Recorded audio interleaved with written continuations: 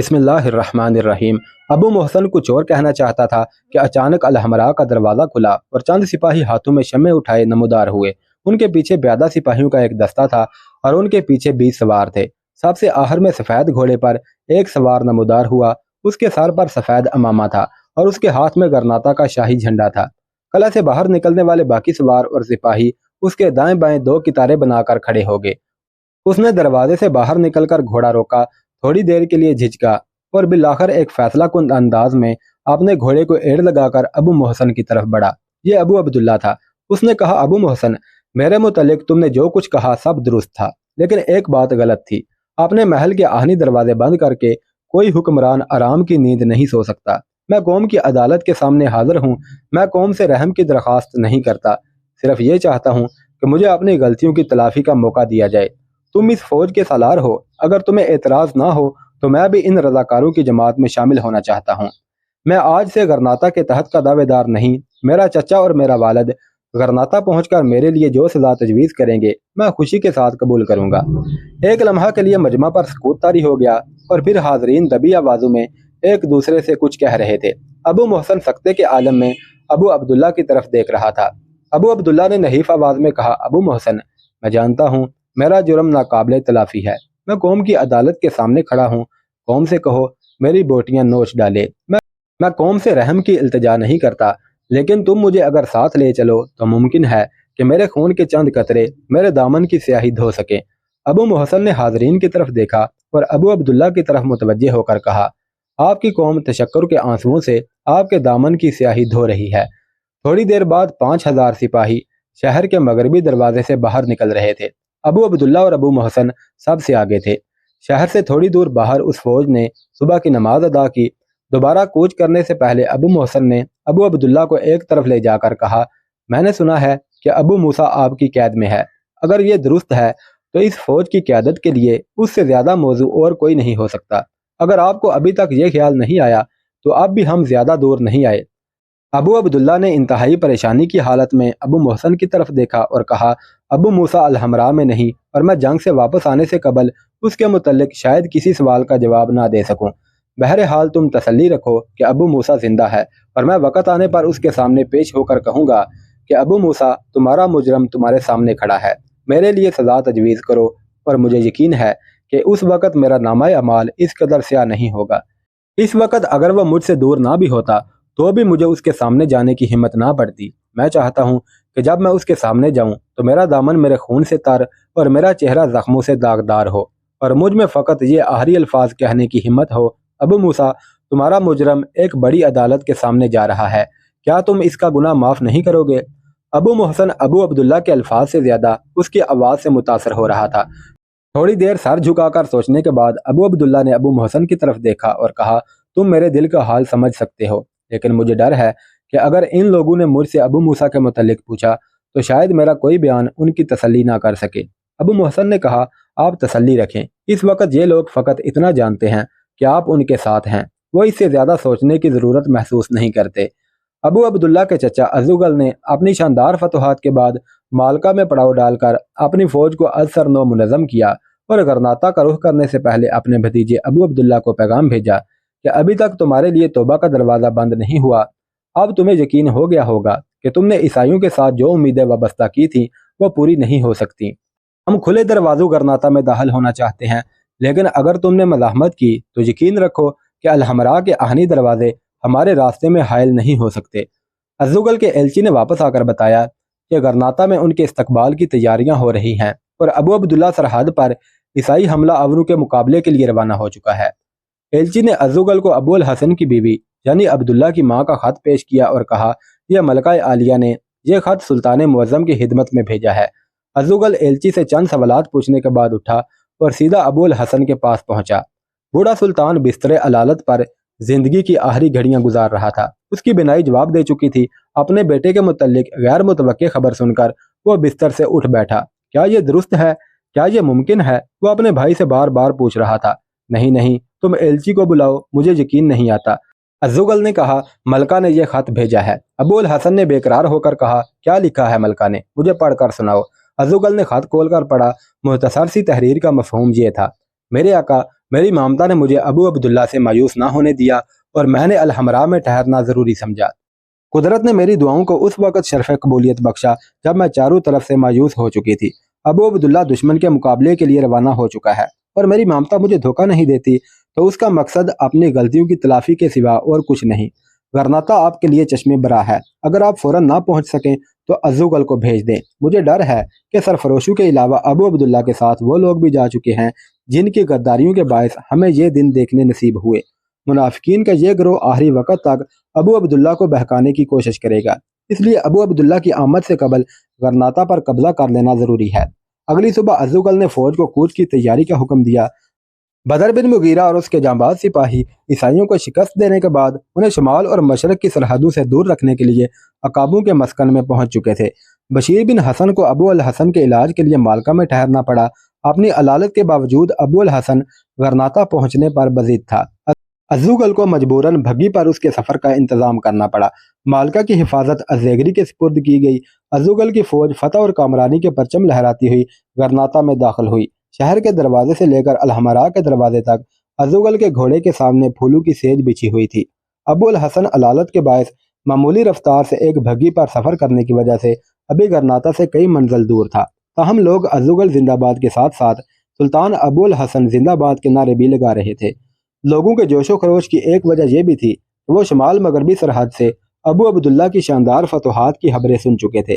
محاذ جنگ سے غرناطہ میں خبریں لانے والے لوگ انہیں یہ بتا چکے تھے کہ ابو عبداللہ سرحد کو حملہ آوروں سے پاک کرنے کے بعد دشمن کے علاقے میں داخل ہو چکا ہے اور چند قلعوں پر قبضہ کر چکا ہے۔ ازوگل کو یقین تھا کہ تازہ شکست کے بعد فرڈینینڈ کی فوج ایک لمبی تیاری کے بغیر کسی وسیع پیمانے پر نقل و حرکت نہیں کر سکتی، اس لیے اس نے ابو عبداللہ کے پاس پیغام بھیجا کہ میں چند دنوں تک فوج کو ازسرن و منظم کر کے تمہاری مدد کے لیے پہنچ جاؤں گا۔ فی الحال تم دشمن کے علاقے میں پیش قدمی کرنے کے بجائے سرحد کے کسی محفوظ مقام پر پڑاؤ ڈال کر دشمن کے ساتھ معمولی چھیڑ چھاڑ جاری رکھو۔ چچا نے اپنے بھتیجے کو یہ بھی لکھا کہ تم اپنی گزشتہ خطاؤں کا کفارہ ادا کر چکے ہو اور جب تم واپس آؤ گے تو اپنے والد اور چچا کو غرناطہ کی عوام سے کم فیاض نہیں پاؤ گے۔ ابو موسیٰ لاپتہ ہے، ہمارا خیال تھا کہ وہ تمہارے ساتھ ہوگا، لیکن محاذ سے آنے والے لوگوں نے ہمارے اس خیال کی تصدیق نہیں کی۔ وہ کہاں ہے؟ غرناطہ کے لوگ اس کے متعلق بہت بے چین ہیں۔ 4 دن کے بعد غرناطہ میں ایک احرام مچا ہوا تھا۔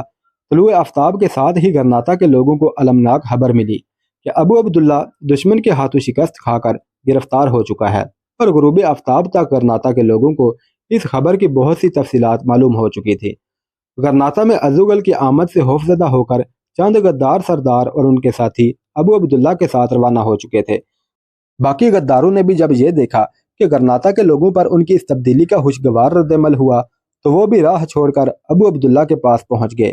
ان غداروں کی کوشش تھی کہ وہ کسی طرح ابو عبداللہ کو ساتھ لے کر فرڈینینڈ کی پناہ میں چلے جائیں، لیکن انہوں نے جب یہ دیکھا کہ تازہ فتوحات نے ابو عبداللہ کی ذہنیت میں ایک غیر متوقع تبدیلی پیدا کر دی ہے تو انہوں نے ایک سازش کی۔ ایک شام ابو عبداللہ فرڈینینڈ کے ایک قلعے پر قبضہ کر چکا تھا۔ اس کی فوج کے 2 جاسوس جو ان غداروں کے اعلیٰ کار تھے جگہ بعد دیگرے اس کے پاس پہنچے۔ ایک نے اسے اطلاع دی کہ کوئی 1000 نصرانیوں کی ایک فوج مغرب کی طرف سے اس قلعے کا رخ کر رہی ہے۔ دوسرے نے اسے یہ خبر دی کہ اس نے شمال کی طرف نصرانیوں کے 2000 سپاہیوں کو دیکھا ہے اور ان کا رخ بھی اس قلعے کی جانب ہے۔ یہ اطلاعات سننے کے بعد جب ابو عبداللہ نے مجلس شورا بلائی تو منافقین نے یک زبان ہو کر یہ کہا کہ ہمیں ان لوگوں کو قلعے کا محاصرہ کرنے کا موقع دینا چاہیے۔ ممکن ہے کہ فوج آگے بڑھ کر ہمارے رسد و کمک کے راستے کاٹ دے اور 1-2 دن کے بعد ایک بڑی فوج آ کر قلعے پر حملہ کر دے۔ ابو محسن نے رات کے وقت قلعے سے نکل کر دشمن پر حملہ کرنے کی مخالفت کی۔ اس نے کہا اگر بالفرض دشمن ہمیں محاصرے میں لے بھی لے تو بھی ہم کم از کم 3 ہفتے قلعہ بند ہو کر دشمن کا مقابلہ کر سکتے ہیں۔ اس دوران میں غرناطہ سے ہمیں کمک پہنچ جائے گی۔ لیکن غداروں نے ابو عبداللہ کے جذبات کو اکسایا اور اس نے رات ہوتے ہی فوج کو تیاری کا حکم دیا۔ فوج کو 2 حصوں میں تقسیم کر دیا گیا۔ ایک حصہ ابو محسن کی قیادت میں مغرب کی طرف روانہ ہوا اور دوسرا ابو عبداللہ کی قیادت میں شمال کی طرف چل پڑا۔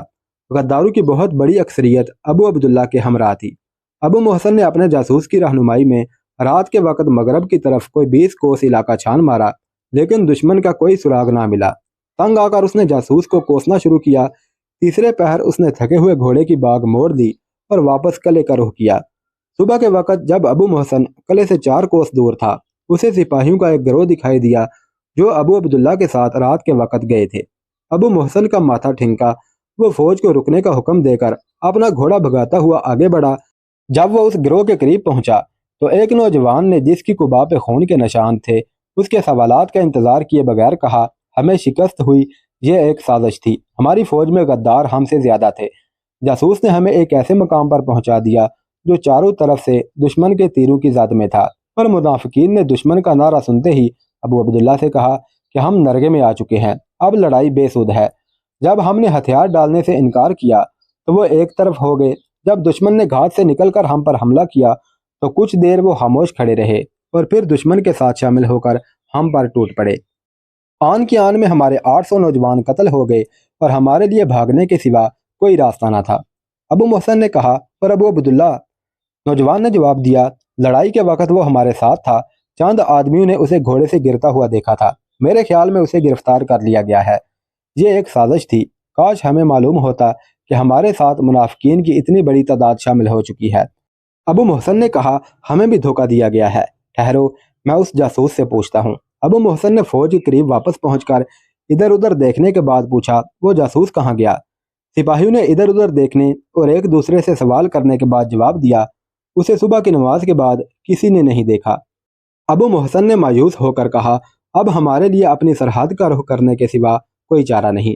فوج کی شکست اور ابو عبداللہ کے لاپتہ ہو جانے کی خبر ابو الحسن کی زندگی کے ٹمٹماتے ہوئے چراغ کے لیے ہوا کا جھونکا ثابت ہوئی۔ غرناطہ پر پھر ایک بار غم کے بادل چھا گئے۔ اگلے دن ایک درد مند نے ابو الحسن کا جنازہ دیکھ کر کہا، غرناطہ کے آسمان نے کئی بادشاہوں اور کئی شہنشاہوں کے جنازے دیکھے ہیں، لیکن اس مجاہد کی لہد میں غرناطہ کے مستقبل کی ہزاروں امیدیں بھی سو جائیں گی۔ ان واقعات کے بعد اندلس میں ہلال و صلیب کی جنگ کچھ عرصہ کے لیے سرد پڑ گئی۔ ربیع الثانی 890 ہجری میں فرڈینینڈ نے ایک لشکر جرار کے ساتھ صوبہ مالکا پر چڑھائی کر دی۔ اس کی پیش قدمی اس قدر اچانک تھی کہ ازوغل اپنی پوری قوت مدافعت بروئے کار نہ لا سکا۔ تاہم لقبوان اور رندا کے قلعوں پر قبضہ کرنے کی کوشش میں عیسائیوں کو بھاری نقصانات اٹھانے پڑے اور انہیں آگے بڑھنے کی ہمت نہ ہوئی۔ فرڈینینڈ کی فوج نے پسپا ہوتے ہوئے سرحد کے اہم قلعہ مسنیل پر حملہ کیا، لیکن انہیں ناکامی ہوئی۔ ازوغل نے دشمن کو شکست دینے کے بعد جوابی حملہ کیا اور ان کے بہت سے ساز و سامان پر قبضہ کر لیا۔ ازوغل کو اس بات کا احساس تھا کہ جب تک وہ خود فرڈینینڈ کی مملکت میں داخل ہو کر اسے ایک فیصلہ کن شکست نہیں دیتا، عیسائیوں کے حملے جاری رہیں گے، لیکن ایک بڑی جنگ کی تیاری کے لیے وقت کی ضرورت تھی۔ جنوب مشرق اور شمال مشرق کی سرحدوں پر سرحدی عقاب بدر بن مغیرہ کا پہرا تھا اور اس طرف سے اسے پوری تسلی تھی۔ جنوب میں مالکا کی حفاظت کے لیے الزیگری جیسا تجربہ کار جرنیل موجود تھا۔ ایک بڑی مہم کے لیے تمام وسائل کو بروئے کار لانے کے لیے ازوغل کا مرکز میں رہنا ضروری تھا، اس لیے اس نے شمال مغربی سرحد کی حفاظت کے لیے ابو محسن کو منتخب کیا اور خود غرناطہ پہنچ کر تیاریوں میں مصروف ہو گیا۔ ابو عبداللہ دشمن کے قیدی کی حیثیت میں کس طرح پہنچا، اسے یقین تھا کہ فرڈینینڈ اس کے لیے بدترین سزا تجویز کرے گا، لیکن جب پہرے دار اسے محل کے سامنے لائے تو فرڈینینڈ، اس کا بیٹا اور امرائے سلطنت محل کے دروازے پر کھڑے تھے۔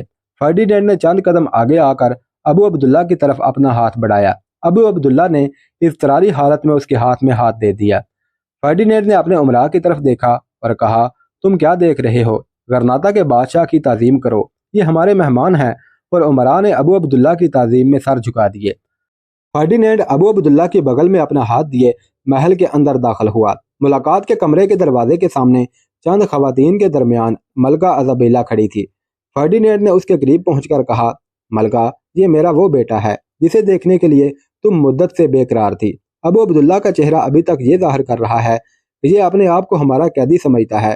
تم اسے یقین دلاؤ کہ یہ ہمارا مہمان ہے جس کا راستہ ہم ایک مدت سے دیکھ رہے ہیں۔ ملکہ ایزابیلا نے کہا، ہمارے سپاہیوں نے انہیں راستے میں کوئی تکلیف تو نہیں دی؟ فرڈینینڈ نے جواب دیا، ہماری طرف سے انہیں ہدایت تھی کہ ہمارے دوست کا بال بھی بیکا نہ ہو، لیکن اگر ہمیں پتہ چلا کہ راستے میں انہیں کوئی تکلیف ہوئی ہے تو ہم انہیں بدترین سزا دیں گے۔ امراء دروازے سے کچھ دور کھڑے رہے اور فرڈینینڈ، ملکہ ایزابیلا اور ولی عہد ابو عبداللہ کے ساتھ کمرے میں داخل ہوئے۔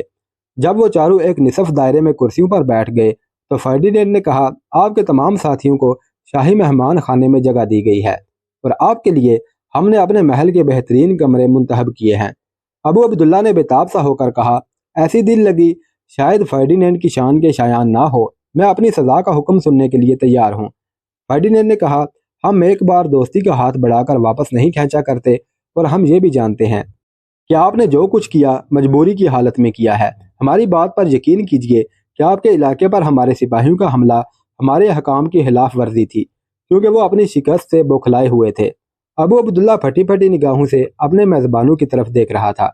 فرڈینینڈ نے کہا، آپ کو ابھی تک ہماری باتوں پر یقین نہیں آیا، شاید ایک شخص آپ کی تسلی کر سکے۔ فرڈینینڈ ولی عہد کی طرف متوجہ ہوا اور کہا، شہزادے، کسی کو حکم دو کہ ابو داؤد کو بلا لائے۔ ابو داؤد؟ ابو عبداللہ نے چونک کر کہا۔ فرڈینینڈ نے جواب دیا، ہاں، وہ ہمارے پاس پہنچ چکا ہے، اور اس کا مطالبہ یہ ہے کہ ہم آپ کو آپ کی کھوئی ہوئی سلطنت واپس دلانے کے لیے فوراً کوئی قدم اٹھائیں، لیکن اب اس مقصد کے لیے ایک لمبی تیاری کی ضرورت ہے۔ ابو عبداللہ کے دل میں ابو داؤد کے متعلق بہت سے شکوک پیدا ہو چکے تھے، لیکن ایک کمزور انسان ہر طاقتور انسان کو اپنا آخری سہارا فرض کر لیتا ہے۔ اس کے روپوش ہو جانے کے بعد وہ ابو محسن کی تقریر سے مرغوب ہوا، اور اب پھر وہ زندگی کے نئے موڑ پر کھڑا تھا۔ اس احساس کے باوجود کہ اس کی زندگی کی تمام تلخیاں ابو داؤد کی پیدا کردہ تھی، ابو عبداللہ کو اب بھی یہ یقین تھا کہ ابو داؤد سے ہم کلام ہوتے ہی اسے ذہنی کوفت سے نجات مل جائے گی۔ فرڈینینڈ کی مسکراہٹوں نے اس کے دل میں وہ خطرناک عزائم جنہیں وہ غرناطہ سے نکلتے وقت ہمیشہ کے لیے خیر بات کہہ چکا تھا، پھر ایک بار بیدار کر دیے تھے۔ وہ فرڈینینڈ کا اعلیٰ کار بننے سے گھبراتا تھا، لیکن اس کے ساتھ ہی اسے یہ بھی احساس تھا کہ فرڈینینڈ کی مسکراہٹیں کسی نہ کسی دن اسے پھر اسی ٹھکرائی ہوئی راہوں پر دھکیل دیں گی۔ ابو داؤد کے الفاظ اس کے ضمیر کی آواز کو دبا لیں گے۔ الغرض ایک کمزور آدمی میں منافقت کے سوئے ہوئے جذبات پھر بیدار ہو رہے تھے، اور وہ اپنے ضمیر کو لوریاں دینے کے لیے ایک بڑے منافق کے سہارے کی ضرورت محسوس کر رہا تھا۔ ابو عبداللہ اپنے دل میں کہہ رہا تھا، میں اس بے ایمان سے کہوں گا کہ تم نے مجھے رسوا کیا، تم نے مجھے اپنی ہی قوم کا غدار بنایا۔ میں بے وقوف تھا، لیکن اب میری آنکھیں کھل گئی ہیں، اب مجھے کوئی دھوکہ نہیں دے سکتا۔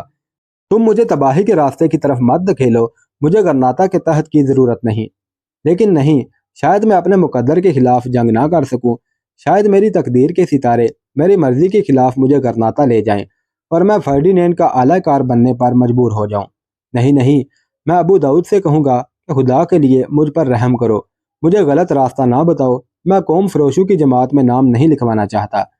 لیکن فرڈینینڈ نے یہ کہا ہے کہ وہ مجھے اپنی قوم کا آزاد حکمران دیکھنا چاہتے ہیں۔ یہ جھوٹ ہے۔ میں ابو داؤد سے کہوں گا کہ وہ میرے سامنے فرڈینینڈ کے جھوٹ کو صحیح ثابت کرنے کی کوشش نہ کرے، لیکن یہ ضروری تو نہیں کہ میں ان لوگوں کے سامنے اپنے جذبات کا اظہار کروں۔ میں انہیں غلط فہمیوں میں مبتلا رکھوں گا، اور یہاں سے موقع ملتے ہی فرار ہو جاؤں گا۔ ابو داؤد کمرے میں داخل ہوا، اور ابو عبداللہ نے محسوس کیا کہ وہ کسی بھیانک خواب سے بیدار ہوا ہے۔ ابو عبداللہ غیر ارادی طور پر اٹھ کر کھڑا ہو گیا۔ ابو داؤد نے مصافحہ کے لیے ہاتھ بڑھایا۔ اس کے چہرے کی مسکراہٹ اپنے شاگرد سے یہ کہہ رہی تھی، مجھ سے چھپ کر کہاں جاؤ گے بیٹا، میں تمہارے دل کا حال جانتا ہوں۔